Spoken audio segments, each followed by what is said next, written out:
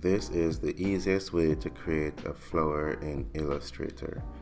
The first thing you're going to do is to get a square shape.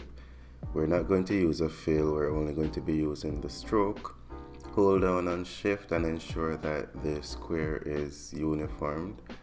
Then you want to go to effects, distort, and then pucker and bloat. Adjust the slider to your liking. Once you're satisfied, hit OK and then invert the stroke to a fill.